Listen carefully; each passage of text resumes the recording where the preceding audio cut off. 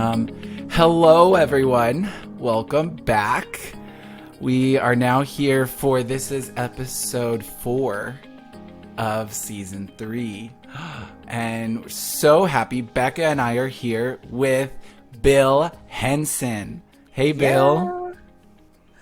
Hi, Josh. Hi, Becca. It's awesome to Hey, be with Bill. you all and the whole Side B community and all the pastors that are tuning in as well. Probably some parents as well. Yes, it's been very interesting as the podcast has gone on. We have many pastors that listen. We have many loved ones, as well as LGBT people. So it's a broad range. So Yeah. that's why we're so glad to have you on. For anyone that doesn't know Bill, Bill is the founder and director of Posture Shift, a missiological model for LGBT inclusion and care within the church, and also the author of an amazing book, Guiding Families of LGBT Loved Ones, a book designed for pastors, parents, and all who care.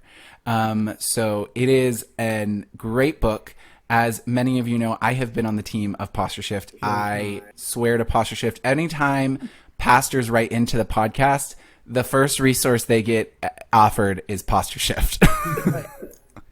And Josh is the author of Guiding Families Spanish. So Yes. Josh has been extremely involved in the creation of all that we're doing today. And so, Josh, just so appreciate you. Yeah, absolutely. It's been so much fun. I still remember going to my first Posture Shift in Boston and sitting you down at lunch, took you to lunch or dinner, I don't remember, and going, so what do you think of doing this in Spanish? And I always appreciate someone who asks that actually speaks Spanish. Yes, exactly. We've had so many people ask about lots of languages, and I'm like, oh wow, could you help out? And I'm like, oh well, I only speak English. I'm like, okay, get together a team of people with language skill and let's do it. Yes. So like Yeah. Josh knows this, but Guiding Families is translated into Spanish and Swedish. Yes. And we actually have a print distribution agreement in Sweden. That's been really exciting. We didn't have that on the radar. Seems like French would have come first or, something like that. But we're really excited. And there's other folks that have expressed interest in other languages. And so if there are people out there with, different language skills, particularly Asian languages, things like that, and if you want to really get involved in a translation project that will make a difference, contact us. Yeah. It'd be great to have Guiding Families available in a lot of languages. That'd be a Yeah, huge absolutely. blessing. It's one of those books, and why I love it and we wanted to translate it into Spanish is because of the missiological perspective of Posture Shift. It's something that I think translates very well to the church in many different areas, and like looking, like we talked about, being able to investigate the terminology and the way you speak and all of these things within the different cultures, you can still translate that missiological perspective, because ultimately missiology is something the entire church around the world is called to do. Yes. So right. that's great. And Today we're going to, Josh- go ahead. I'm sorry. Along those lines, best practice missiology has been built by voices around the world. And even though it is made up of a lot of Western voices, a lot of those Western voices discovered best practice principles while they were in faraway lands. So the thing about missiology is it does translate across every culture, every language, every people group around the world. And therefore, it is a bridge to the church learning to love LGBT people better all across the globe. Absolutely. Right. And I can't wait for us to talk about that and so much more today. Before we get into that, we kind of, as a conversation started, Lent has started. And I'm actually really excited. This is my first time ever observing Lent. I've never observed Lent during my time of being a Christian. But I wanted to see, do you guys observe Lent? If so, are you fasting? Like, what is that like for you? What about you two? Go ahead, Becca. Well, I am not this year, and it is the first time in several years, but I have taken kind of the position of several pastors and priests that I follow on Twitter that we have been in such an extended season of Lent to continue to focus on that and to look at simply repentance and making it, which I really like that. I read that from a priest last night that his Lent practice was to keep on keeping on for the next 6 weeks. And I really appreciated that, especially someone who comes from a little more of a legalistic background of I want to do the thing, that it is actually more of a practice for me to give up control and of rule following. So to look at it like that for a fast for the next 6 weeks, it's to rest in a time of repentance and looking forward to the resurrection. Oh, that's really good. I love that. Yeah, beautiful. I love that. Yeah. My daughter, she heard from a pastor this week, and he was basically saying, hey, you can cut something off, something that hinders the flesh, or you can simply make a heart commitment. I'm going to make God's love so real that I actually uniquely love one person each day in some very powerful way. I just thought, wow, that's a really good way I mean, I believe in fasting and things like that, but I like the idea of turning the discipline into a positive prescriptive, if you will, for living out the faith or knowing God deeper. Josh, if there's one thing that I needed to give up in my life, do you know, is it obvious to you what that one thing would be? Josh on the hot seat. Don't out me on too much, but I'm just saying, like at a surfacey level, but not. Can you go ahead now, okay. And then I want to see if I'm right. Okay, so this is a major confession because this is the first time I'm going public with this. Starbucks strawberry refresher. I knew it. I knew you knew it. Seriously. I got to a point where it was dominating my life. And meaning this, all my life, I've always been into health. I've never taken caffeine or anything. And about 5 years ago, a trans kid that I was caring for worked at Starbucks, and they brought in a Starbucks refresher because they knew I don't like caffeine, coffee products. And all of a sudden I took a sip of that drink and I thought, this is so amazing. And I went for another and another, and probably thousands of drinks down the road, I literally was having health challenges.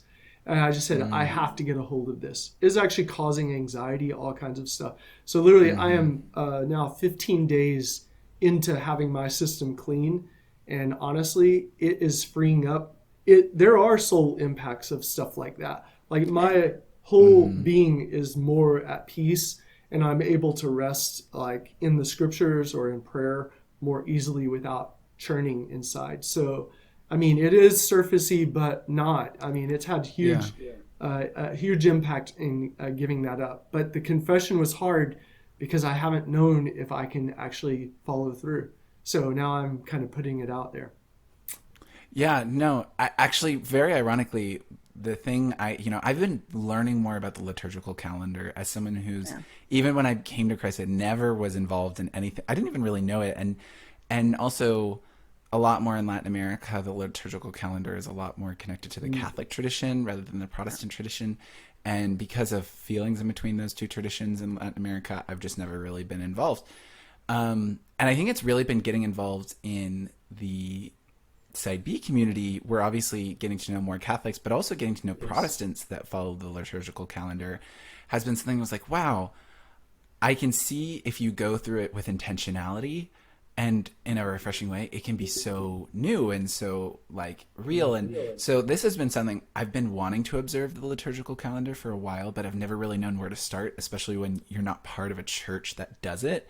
Like, I don't have a leader that would tell me, oh, this is where you start. And so then as I saw Ash Wednesday coming up, I was like, okay, well, that's something I can do. I can do Lent. And mine is actually kind of similar. I actually decided to give up soda. which, as you said, it kind of seems like a surface thing, but I also like what you said of that, like, if we understand ourselves as holistic people, like our body, mind, and soul are all connected, many times if you do something for your health, it's going to affect more than just your physical health.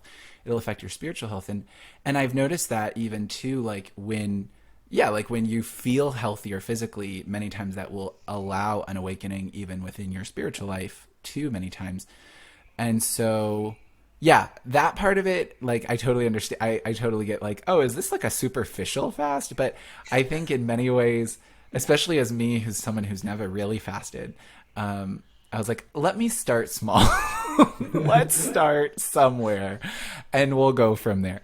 But I'm really excited for this time. And sometimes it's weird to see how something that seems so shallow becomes such an ingrained part of your routine that it has much more of an effect on your holistic health than you realize. It's true. Yeah, I did that, I think, my second year teaching, that I realized I had gotten a gross diet Mountain Dew habit. Like, I had one in my hand from the time I got out of bed till the time I went to bed. It was bad.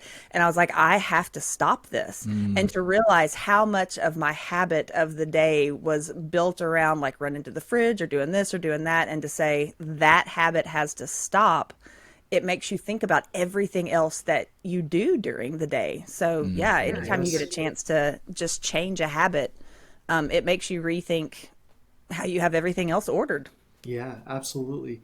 And in that, for me, that the addiction, it literally was like a soul comfort.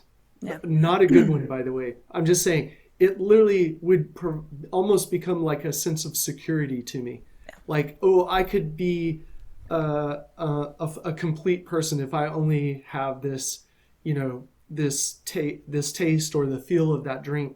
I mean, that's starting to be, there are addictive elements of that. And so if all of that's gone, oh, wow, then all of a sudden I can turn all that need for security back where it should be, like in God as my Lord and my Savior, to my family, and to investing in God and the, important people in life. So, yeah, to have the freedom to do that, that's not a small thing. Yeah. So.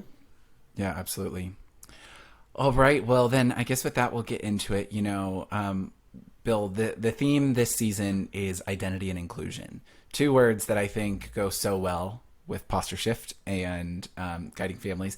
So I guess to start, we've talked a little bit about guiding families and posture shift. Can you give us a little bit more, anything more you would like to explain about what these two curriculums are? Sure. Our vision is simple: loving LGBT people in the church. We're aiming to write a brand new church history where a decade down the road, I wish it could be today, but I think it'll take a minimum decade to prove to LGBT folks that the church could be the safest place to come, that Christians could be the safest place to come. And we can't do that if we don't have safe churches and safe homes. So Posture Shift is a missional training platform designed to make churches safer, guiding families a best practice care plan to make families safer. Mm-hmm. Yeah, it's, everyone listening, it was definitely going to a posture shift. Even as an LGBT person, it was something that like really impacted my thinking on the church and sexuality and faith, and really took a lot of things that I had been mulling over and going, how do these things fit together?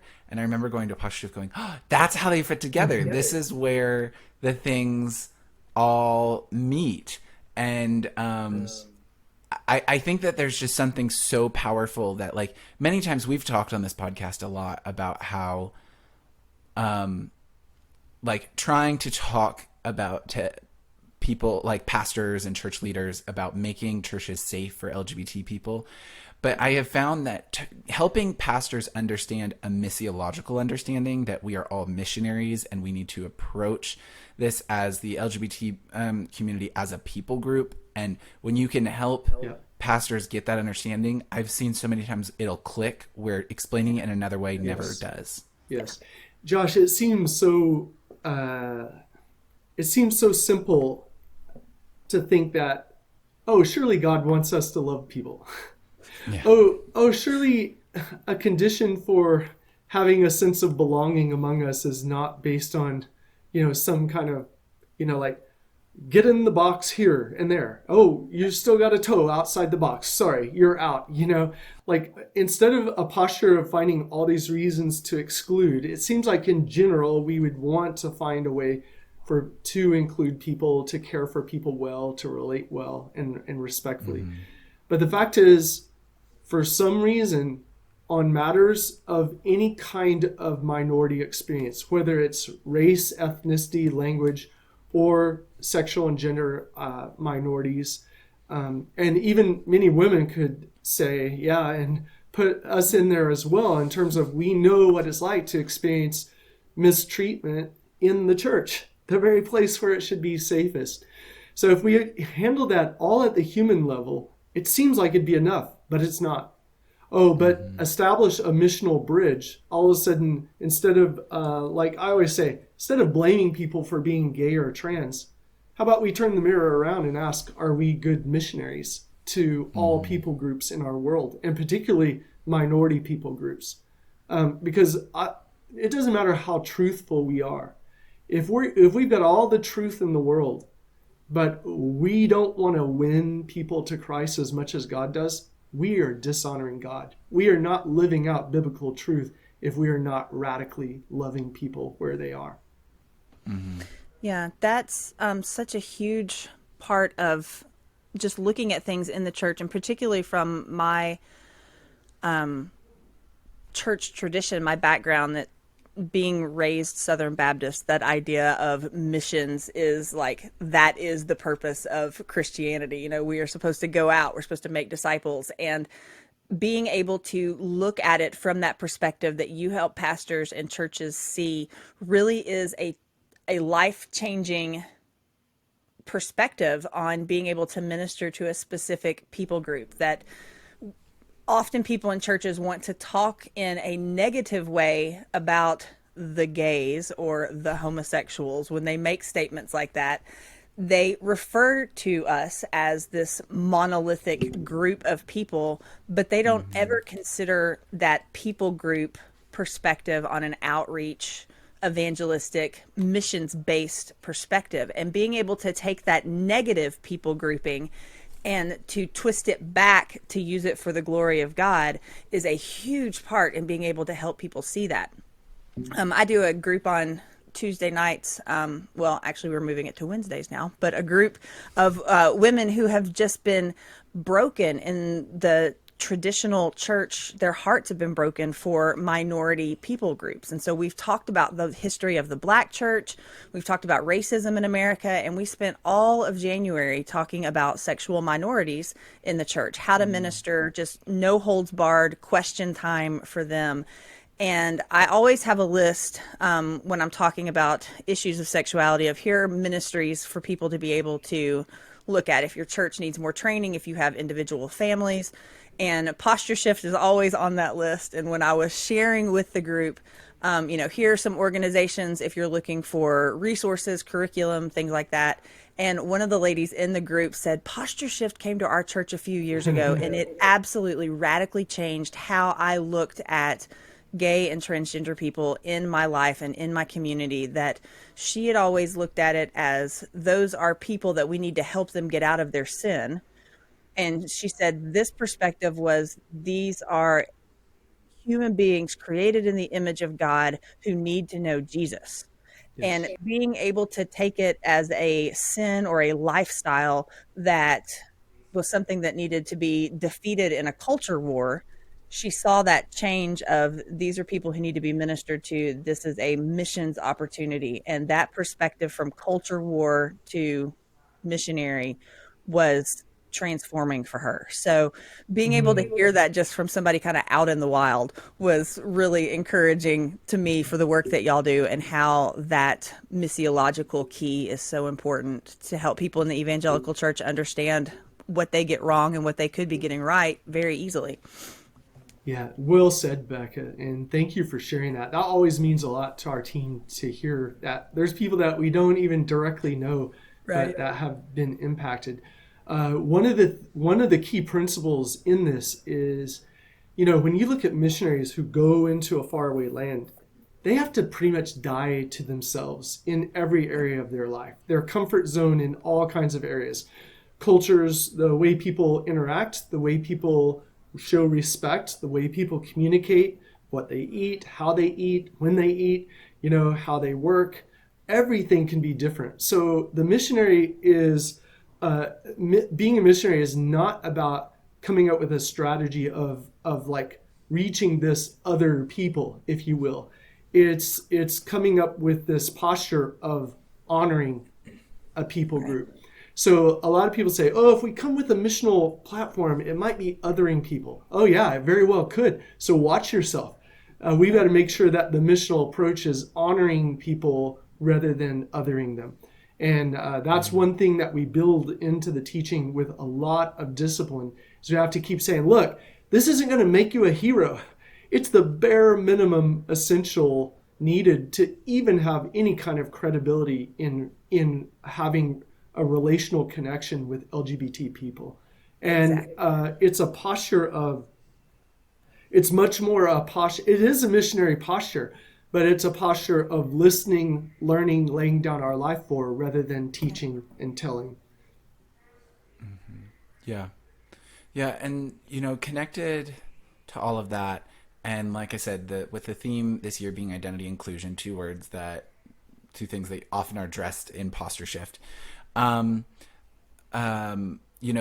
kind of connects to the posture shift's teaching on language and history, especially two things. And as I said, we have many pastors and church leaders that listen to the podcast. Can you share with us a little bit about how you approach topics like these when talking with pastors? Sure. Best practice missiology, you can't reach a people group if you don't reach them where they are. And if you're going to reach them where they are, you have to know something about them. If you don't know something about them, you can't have trust. If you can't have trust, you can't have proximity. Ultimately, every missionary is about earning proximity with the different people groups of the world. And so best practice missiology calls for every missionary to understand the people group that they're seeking to reach, to understand their history, culture, and language. And in this context, it would mean specific LGBT history, culture, meaning what's it like to grow up LGBT in our world, and then language. And that has implications that are the same no matter where someone lives. But then the history could look very different depending on where you are in the world. So, for example, easy for us in the West to talk about, as an example, the Holocaust.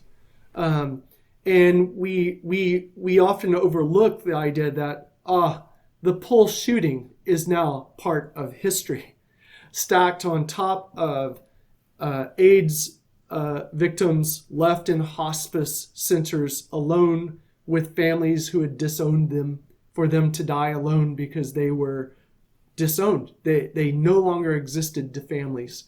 And people did that in the name of God. People thought they were being godly by leaving their son to go die alone of AIDS. If that's your family, I'm not shaming anyone. I'm simply saying God never asked anyone to disown their children. So all these things are connected, but easy for us to look at these things as if they're in the past. Meanwhile, even in our world today, the assault and murder rate against trans people has really been a huge problem all across the globe in 2020 and into 2021. And if you're in some certain cultures or certain nations, you literally could be targeted for arrest merely by the way that you move or the way that you talk. It would be presumed that you are, quote unquote, a known homosexual, and therefore you would already be in violation of the law. Now, tying this together with how that kind of extreme judgment that could lead to someone's death, well, we meet someone gay in the church. Oftentimes church leaders meet someone gay in the church, and there's a presumption. Oh, they must be living some horrible lifestyle. And there's not even an opportunity to actually make eye contact, to shake hands, to give a hug, to make an invitation to a dinner table, to get to know someone, hear their story. So history is really critical. And then language. Josh, in our minute in Posture Shift, we live by certain ethics. And one of the ethics we live by is every word counts. You have to measure every word. And I would even say it's not so important that we have an opportunity to share even a single word besides simply asking someone else to be able to share their story in our midst. In other words, part of the language is not just don't say this or say this, but it's about kind of like disciplining our own right to speak and elevating the right of others to speak. Oftentimes, maybe young people who have overcome bullying, who have overcome threats of disownment in their family, and we're actually elevating the importance of their voice. And that may be the first time, even among their secular friends, it may be the first time that they've actually had the experience of having their voice elevated to a place of value and importance. Yeah. Yeah, I think that's so important because I think sometimes in the church, especially when we see churches come out with statements about language and all of this stuff, language gets put many times to the place of almost theology, like doctrine. And I think what you're saying is so important because if we can understand language as, in a sense, a form of communication, if we are communicators of the gospel, if we are caretakers in ministry, then we need to speak the language of the people we are caring for. We need to speak as we understand people that we're reaching or we're caring for or pastoring, that the language they would understand. Some of that goes to the extreme of you're not going to come here to Columbia and start speaking English. Hate to break it to you. You're not going to be ministering to very many people. And that's obviously an extreme situation. But then also within a language, you have different ways of people speaking, and you have to understand language only works when the speaker and the hearer have a mutual understanding of the term which is being used. And if we, as you said, as agents of the gospel, want to show others the love of Christ, we have to humble ourselves and speak the language with the meaning of the hearer who we are caring for, we are pastoring, we are reaching in whatever situation that is. Yeah, that's right. That is so true.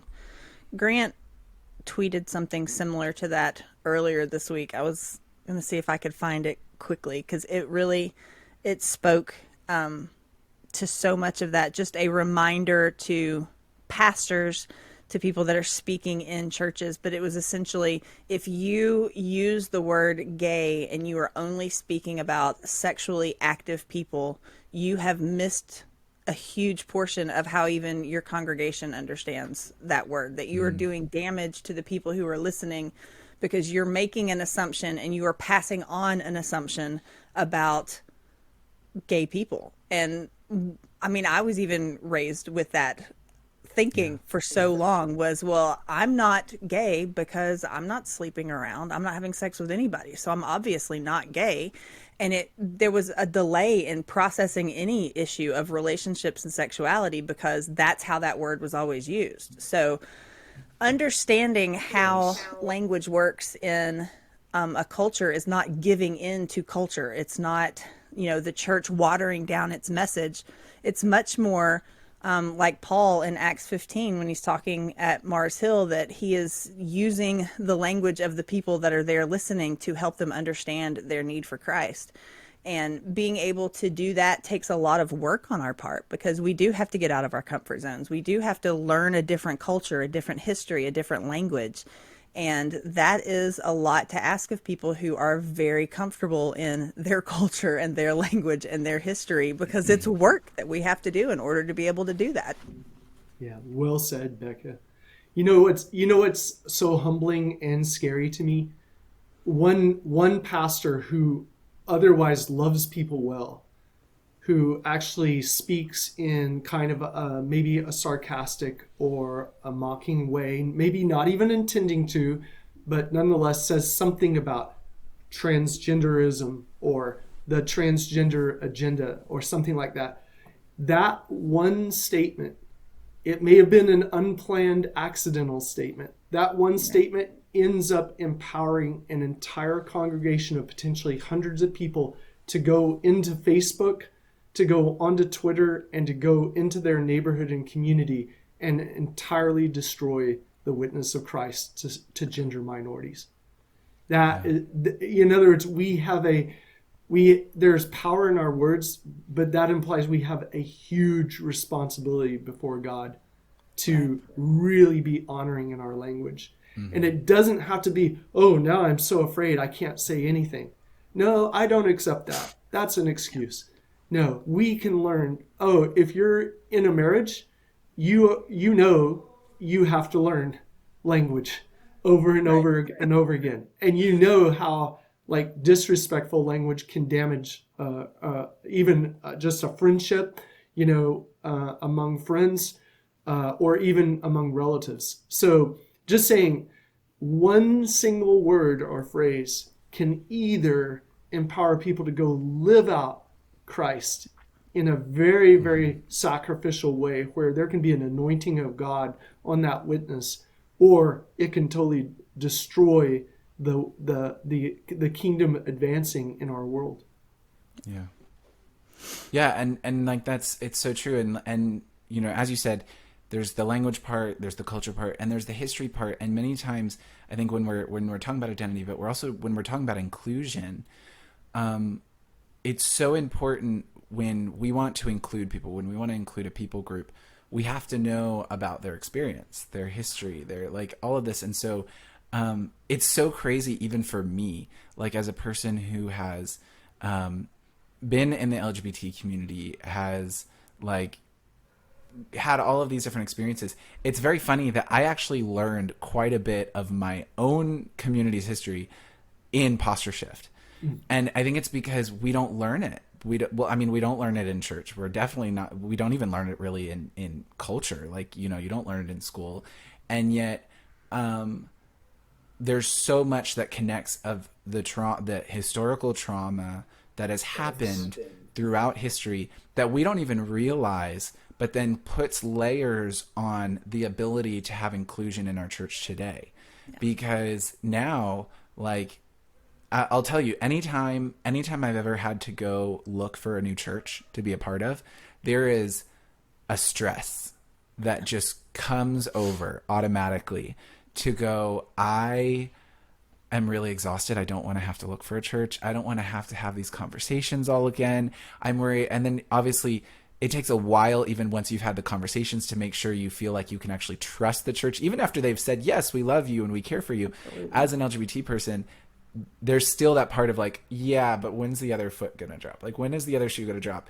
Like, because there's that, it may never have happened to you, but people it's happened to, the stories, these things, and this creates this understanding within LGBT people. And for many times, I think for pastors, they don't see that because all they see is, why don't you feel welcome here? Why are you so worried? Where the history and the culture of that really help to give that understanding that is so needed in order for inclusion to really happen. Yes, well said. Josh, I know you'll already cover the growing up LGBT with a lot of guests, and we're just looking at history and language, but just saying, if you look at the experience of a kid feeling different at an early age, then being mistreated, it's happened potentially day after day, week after week, month after month of a very young life. And then that kid gets some awareness of their own sexuality or their gender identity. And then they go on Google and they read the history of their people group.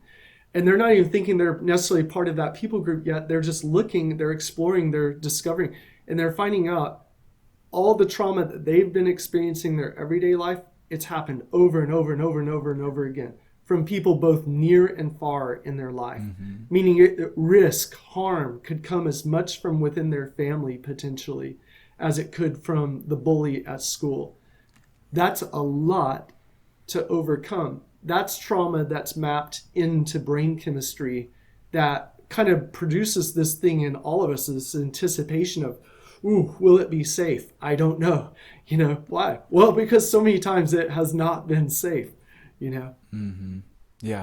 Yeah, no, it's true. Because it's even this just happened this past week to me, was hearing of experience of an LGBT person in church where, again, they were celibate. They believed in the traditional view of marriage, but simply because they used the term gay, they were kicked out of their position in church. They were like not welcome, in many ways. And it's so crazy how even as a person who's processed a lot of those things that have happened to me, I found a very like safe church home. Even that creates stress within my own church inclusion experience, because then, and I think it sometimes also comes from that fact of another thing I know we talk a lot about imposter shift is silence can many times be interpreted as rejection. Yes. So then even a church may not be saying anything, but if an LGBT person in that church where they're not mistreating this person, but there's nothing that's happening wrong, but then they see the rejection of other people. And then the question is, well, then how is my church reacting? And that can get then imprinted on it. Because I know that because that happens to me. Even in a church that my pastor tells me, Josh, we love you. We love you even as a gay person. Like, even in that situation, seeing the experiences of others literally will create stress that then I have to sit down and work through and go, okay, no, like in my situation, I am like loved, I'm included. And so it's hard. And these are things that I think even as an LGBT person are hard to understand in your own experience. Like, wait, what's happening right now in my own being? And then on top of that, many times for pastors, it's even harder because it's not happening to them. And yet then they're dealing with a LGBT person that randomly gets stressed within their situation or whatever. Even in a loving church, even a church that's trying to embody posture shift in that way. Yeah.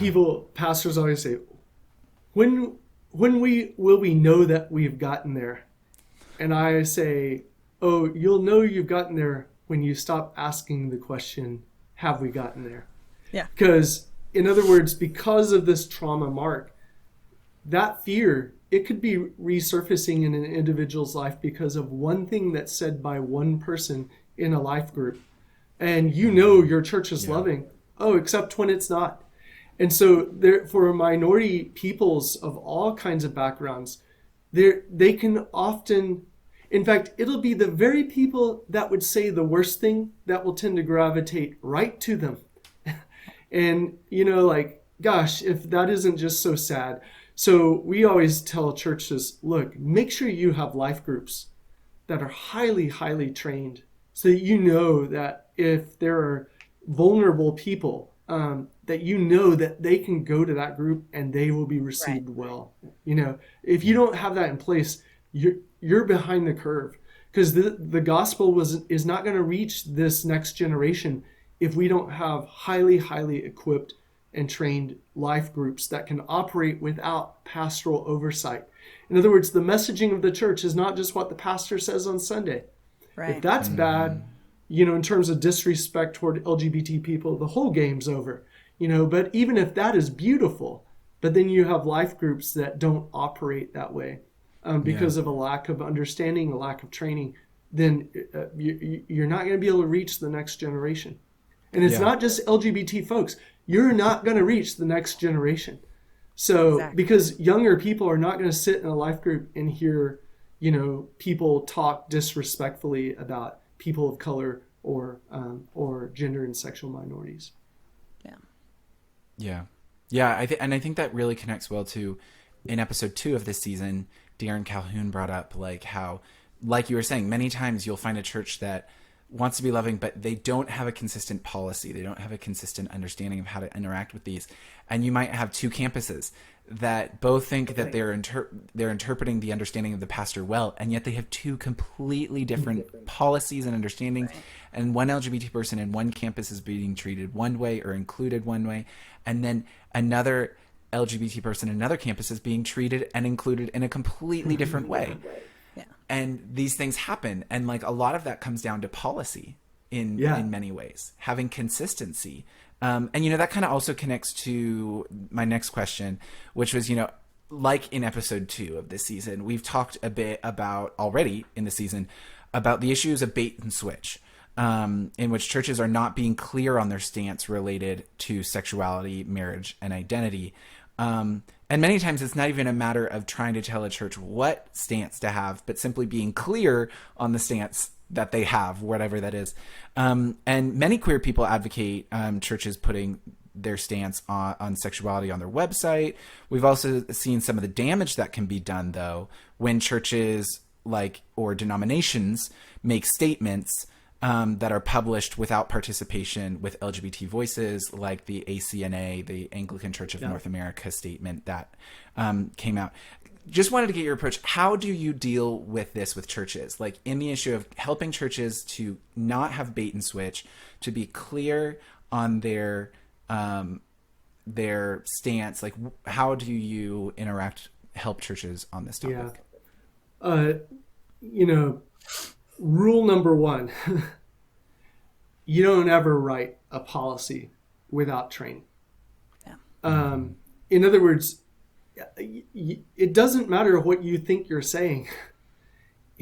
If what you write doesn't actually convey what LGBT people can hear, then you can pat yourself on the back thinking, okay, we made things clear, but all of a sudden you made things extremely unwelcome. So look, this is a no-win situation. If you don't put something on your website and an LGBT person comes and then they find out even on day 1 that you have a traditional belief, to an LGBT person, that could already represent bait and switch to them. Yeah. That's very challenging. Yet my concern is, I'm concerned about bait and switch for sure, but I have an equal or maybe even a greater concern about something that looks like theological agenda. So for every person that would interpret the absence of something on a website as bait and switch, other LGBT people who see it on the website would automatically interpret it as hate. So it's a no-win situation. So I don't want to mislead people, but this idea that, by the way, this plays into a broader ideology in our culture right now, particularly our divisive culture, which is in a sense something along the lines of, you either agree with me or you're no friend of mine. You either agree with me or you don't love me, or you don't respect me. All right, now there's hurting people that are saying that, but there's people that are not hurting. They haven't had a lot of trauma in their life, and they are still now saying that because of divisiveness. So I think the goal of the gospel is to prove that radical love exists across the belief gap. And so if we truly love people, do we really have to put out some statement that pre-declares what we believe on every sensitive matter, so that anyone that possibly might get hurt or offended suddenly can just know, oh yeah, don't go to that place because they're hateful. Right. I think there's something greater to be won here. So one, if you feel compelled, I'm not saying there's a right answer one way or the other. What I'm saying is, if you decide to put a statement on your website, you better have training to make sure or consulting to make sure that that is an extremely thoughtful statement.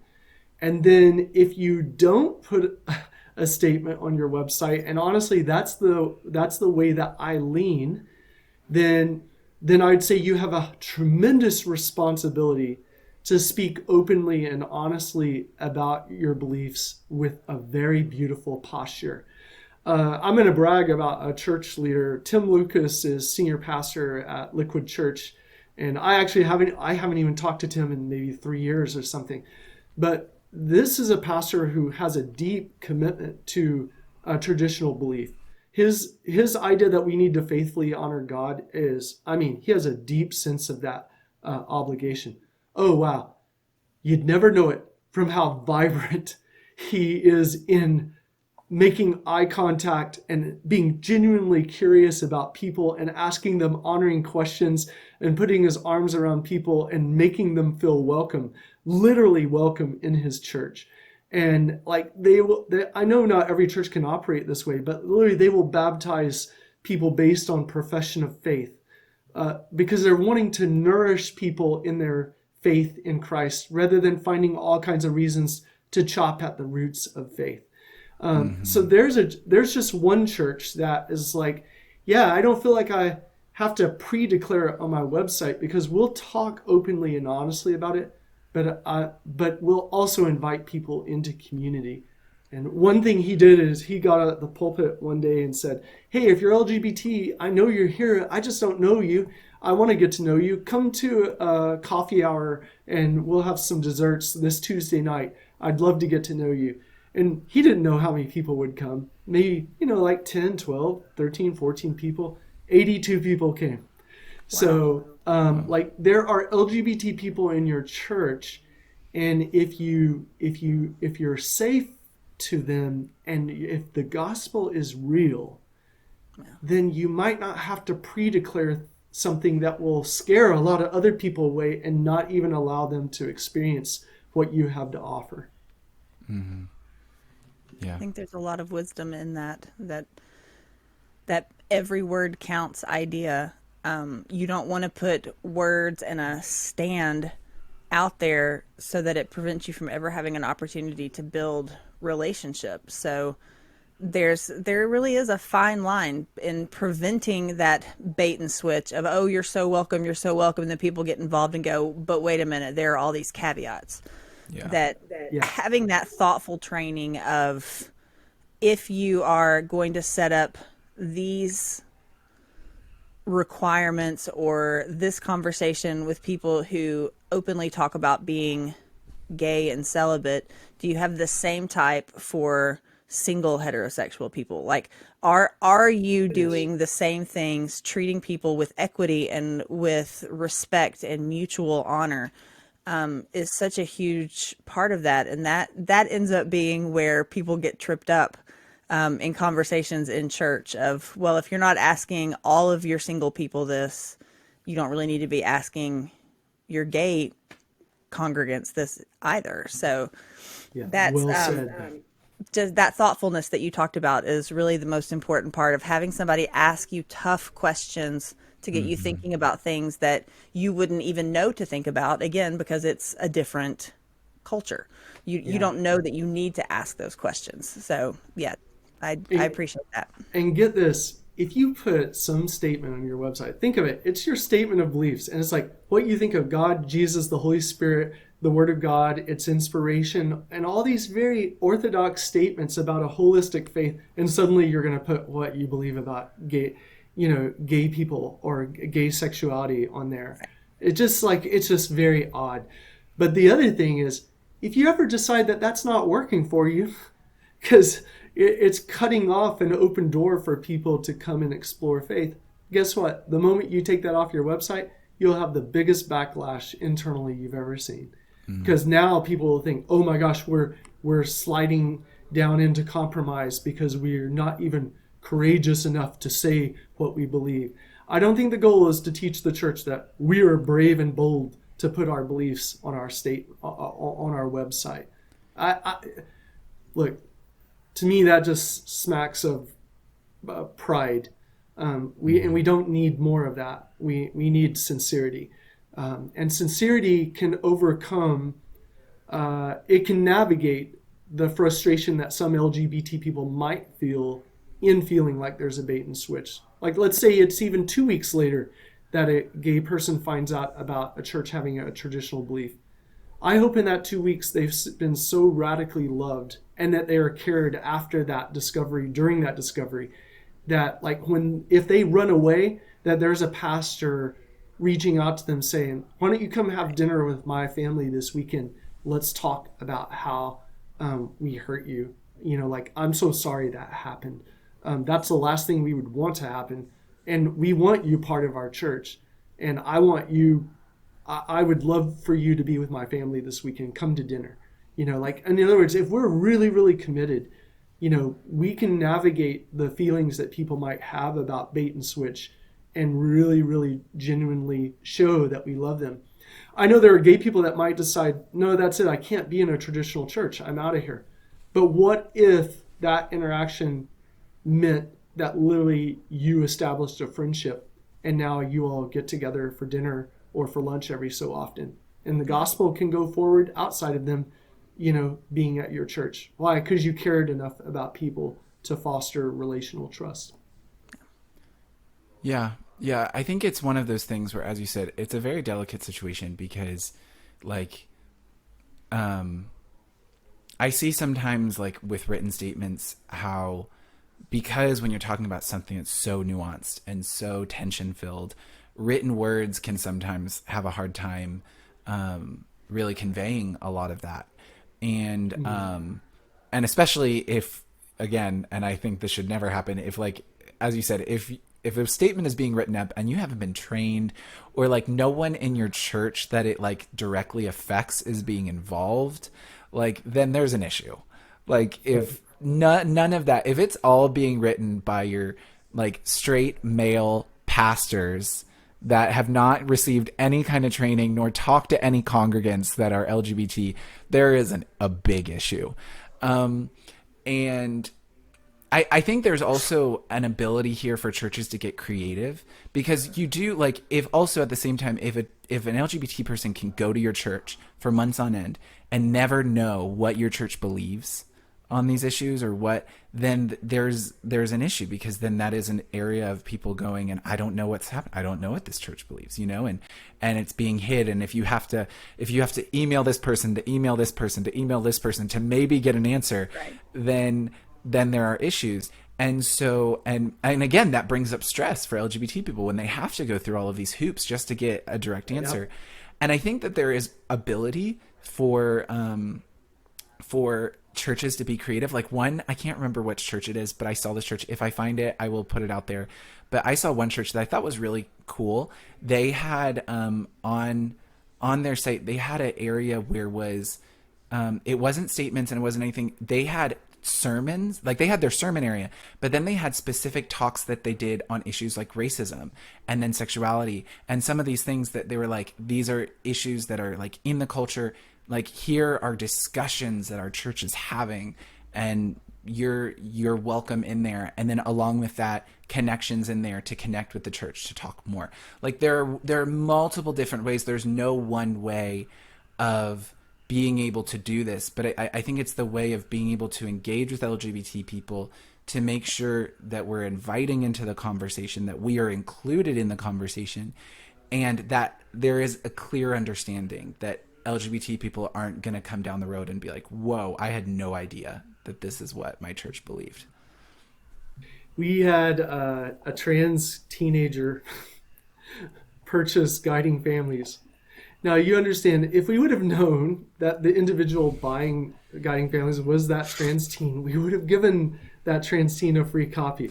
But we didn't know it. But there was a lot of disrespectful talk going on at home about trans people. The kid was really frustrated. The kid knew very much, I know my parents love me, but it's just like they're totally, like how we're not going to be part of that delusion of yours and all this stuff. And so this kid ordered Guiding Families and read it. And this kid just took the book and just, not in really an angry way, but just tossed it on the coffee table and just said, Mom and Dad, keep your beliefs and love me like this, and we'll all be good. And I just thought, that kid gets it right. You're like, wow, I might not be able to solve the belief gap, but that doesn't mean I'm not a valuable person. I deserve to be treated well by my family, And by the way, guess what? His family, they did change their posture, and they began really, really deeply loving their son. So, there is tremendous opportunity for real progress to be made. And by the way, the progress, I want to brag about, not in a prideful way, but about the church leaders that we're working with. The posture shift is well underway. The evangelical and broader community is becoming a safer place for LGBT people. And we see that happening every week. And it's so beautiful. I know that it may take some time for every LGBT person to sense that, or to believe it, or to experience it. And so for that, I grieve. But I'm just saying the trajectory of where we're headed is a good one. And I just want to make note of that. We know a lot of improvements are needed, but the trajectory is looking wonderful. And I'm so thankful for that. Yeah. I think that's really important to understand because, we talk a lot about where there is still room to grow, and we need to continue talking about where there's still room to grow. But being able to have that hope, no, the trajectory is going, there are more and more pastors, more and more church leaders that are seeing, no, this is something we have to address. This is something that we have to talk about. This is something we have to do. And you're right. It's not going to be something that's going to be fixed in a year, 5 years, whatever. But many more pastors are opening their eyes to the need for it, and are now not only just seeing the need, but willing to do something, And for our next question, you mentioned about the belief gap, this teen, and that is another thing I love that many times is talked about in posture shift is love across the belief gap. Many times, as you said, there are times when, especially in our culture today with the divisiveness that's going on, that is this belief that I can't love you unless we completely agree on every single issue. And so can you share a little bit about, for instance, when you're talking with parents or pastors, about how to love even when there is a belief, across the spectrum of belief, we can still love each other, and that doesn't need to cut off relationship. Yeah. One principle is show up, but don't show up ready to talk. Show up prepared to listen and to ask honoring questions. So Josh, one thing that our team has done, and the pandemic kind of disrupted it in at least 1 year, hopefully not more years to come, but is we go to the Pulse Memorial every June 12th. Oh, we don't go there to announce our presence. We don't go there to try to find some way to manipulate a spiritual conversation. We go there to remember and to cry and to comfort people that are crying and to give a gift. And the gift that we give almost every year is, the last time we were there, our team, we brought 1,000 little candles. And we had all these boxes of candles, and we had LGBT youth that were coming up and saying, wow, you all have a lot of candles. Oh, wow, can we help you arrange the candles? It's yes, we'd love to have you help us. And literally they helped us spell out the word love all across the memorial wall, 5 or 6 times in letters that were 3 feet tall, laying down. And so my point is, 49 people get blown away, 53 others injured, maybe 57, I forget. And we can remember that. Yeah. And we can show up when people are grieving. One aspect of this is in other words, we get asked a lot, oh, how can I love? How can I say the words of love? I'm well, all the words of love that you could ever offer might not mean anything if you don't have street credibility of showing up. So, for example, you want to communicate love, but you're near the gay community and there were 5 trans individuals murdered in your city in the last 6 months. Okay, I don't think you can love if you're not going in front of your pulpit and declaring, we will be a refuge and shelter for trans people who are under assault in our world today. violence against trans people is a crime, and we will position ourselves in our community to make sure that we're working with other churches and other community leaders to ensure the protection of trans individuals. So my point is, loving across the belief gap, it can't just be, oh, wow, I said some words that seem to have built some trust with people. Yeah, that's good. That's awesome. But street credibility, we got to live it out.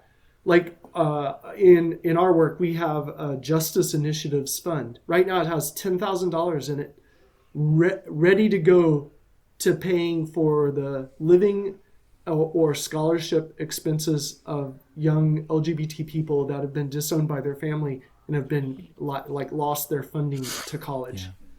Yeah. So my point is, we've got to show up, but we got to show up not with words. We got to show up with, like Josh and Bekah, like we've been talking about, like understand the history, understand the experience of growing up, understand the way that language is often used disrespectfully. There's a lot to overcome. So people have been torn down. People have been beaten down. They're worn down. We've got to build people up and comfort them and care for them, bind up their wounds, if you will. And to do that, you got to show up. And one way of showing up is to declare in a church from the top down,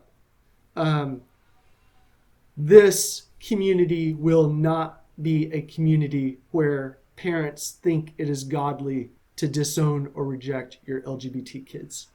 Yes. One of the most powerful experiences was a Southern Baptist church leader, and he came up to me after a posture shift and he said, Bill, last time you were here, I did exactly what you said. We were thinking, we've got to declare to our congregation, do not disown your kids. And I thought to myself, who would be the most dangerous leader on this staff to LGBT people? And this pastor said, I concluded that I would be the most dangerous. Why? Because I'm the executive pastor. I'm the guy who is like, they could just see me as only focused on the theology or only focused on the business side of the church.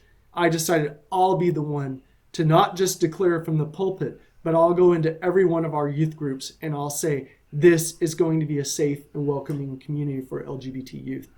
Wow, so powerful. So when I get excited and passionate about the trajectory, it's because I see a lot of this being lived out in churches, but they're not going around bragging about it. They're just going out and just living it out, So I'd say we have to show up. And if you still have questions about what it means to show up, contact Josh and Bekah or contact us at Posture Shift, because that's what we do. We help churches think creatively about how can you show up. Absolutely. It's so important. One thing I was talking to someone recently about, for instance, like last year we had a few cases in Posture Shift where, like you said, with the Justice Fund, we had young LGBT people that had been rejected from their families come to us and all this stuff. And I was talking to someone about this situation and they were saying, but how can parents reject their child? And as you know, Bill, we, in Posture Shift, we found that many times, parents will do it because they think it's what their church leadership want them to do. And the church leadership may have never communicated that, but sometimes even that silence, you're allowing for parents to interpret that silence however they feel it is to be interpreted. And so even if you're not saying it as a church pastor, you can't know unless you say it clearly what you want, what parents should do, that we do not believe any parent should reject their child.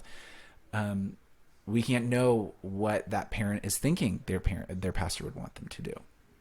Yep, exactly. People often say, what do you do for parents of LGBT kids? I always hear you talk about all this compassion for LGBT people, but what about the parents?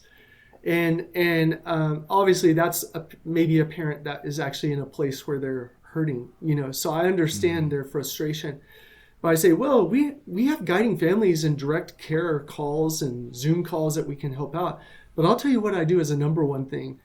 I train church leaders from the top down, because we can reach thousands of parents every year, but there's thousands upon thousands of pastors that reach tens of thousands of parents every year. Yes. And they reach not only the parents of gay kids, they reach the parents of other kids who, like, in other words, there could be parents who are loving their kid. I was on a call with a mom yesterday, and she's deeply loving her trans female child, a teenager. Problem is, she's being shamed and blamed by others in her church community at the congregational level. Just not receiving any help at all. In fact, their family is extremely isolated because of mistreatment that the parents are experiencing from other parents. So how can we best help parents? I guarantee you, train church leaders top down. Because once leaders get trained, they're going to know how serious this is and how much risk exists for mistreatment, even in 2021, in their congregation. And it's going to be an opportunity for them to speak in a very powerful way against that to the entire congregation. Yeah. Awesome. Yeah, and so often those fears of kind of filling in the silence, however we see fit, comes from that idea of, well, if I say anything, if I show people love, I'm somehow agreeing with their choices or their lifestyle, because going back to the language, we're assuming if someone says they're gay, that means they're sexually active or that they're outliving this imagined lifestyle. That's right, the lifestyle. And when we Becca, put don't you those see language assumptions don't you aside, see Josh's shirt? I mean, he's just living the lifestyle. Oh, wait, sorry. Me too. that's Sorry. right. That's the lifestyle right there. Golden Girls, I'm telling you, if that is the gay lifestyle. I'm all about it. That's right. But we have to remember that Rachel Gilson and I recently had a conversation about this, that honoring someone's worth and dignity and value as a human does not mean that you align or you agree with their beliefs. That we talk about that within family structure, within school, within any other type of relational setup for human community, that to honor and to respect someone because they are an image bearer of God does not mean that you agree with them. It means that you honor them and you respect them. And what you may find is that you actually do agree with that person. That tends to be what happens, is that we are desperately trying to say, no, we agree with you theologically. But all of the presuppositions about language prevent that agreement from even being recognized.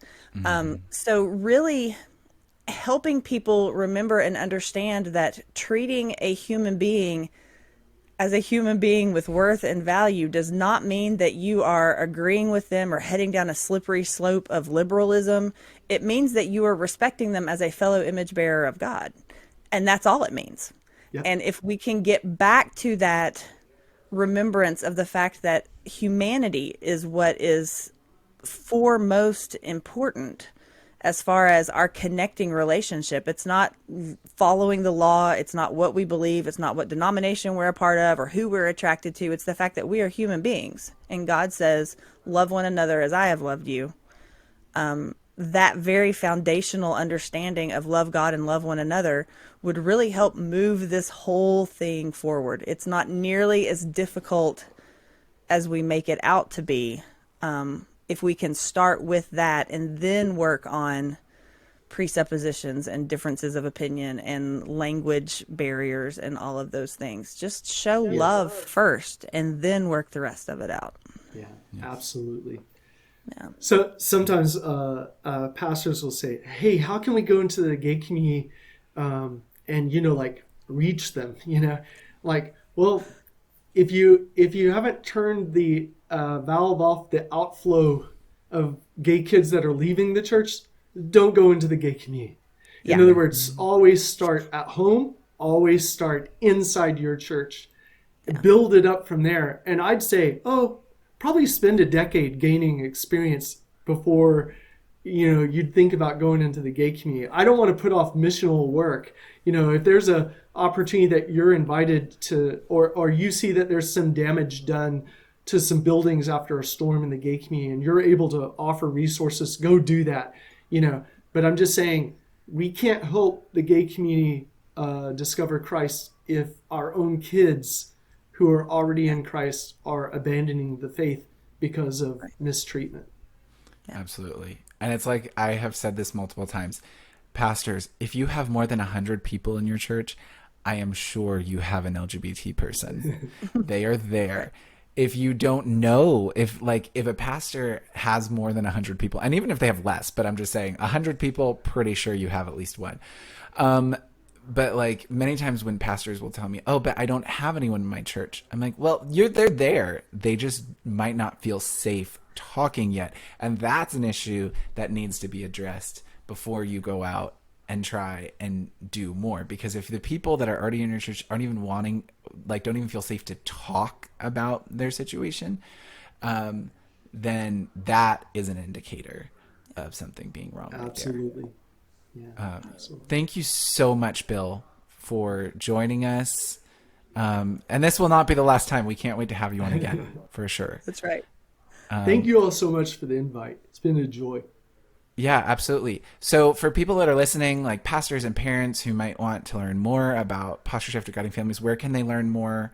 Where should they go?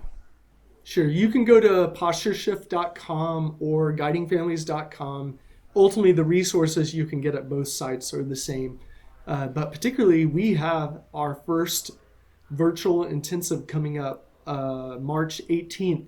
And it requires that you watch a digital seminar before. All of that's available at postureshift.com. And you can learn about that March 18th event. We'd love to have you. Yes. And thanks again, Josh and Bekah, for having me. It's a joy to be here with you all. It's been a lot of fun, too. Thanks, yeah, Bill. it's been a lot of fun. And yeah, I just want to reemphasize, especially for pastors, like I said, we've had a lot of pastors, and please write into us. We want to hear from you. But if you're a pastor and you're wanting to know how can I make my church safer for LGBT people, this training in March, I totally recommend going and registering for it. It is absolutely worth it. So definitely agreed. Yeah, thank you so much, Bill. And we will talk to you again soon for sure. All right. God bless you all. Thank you.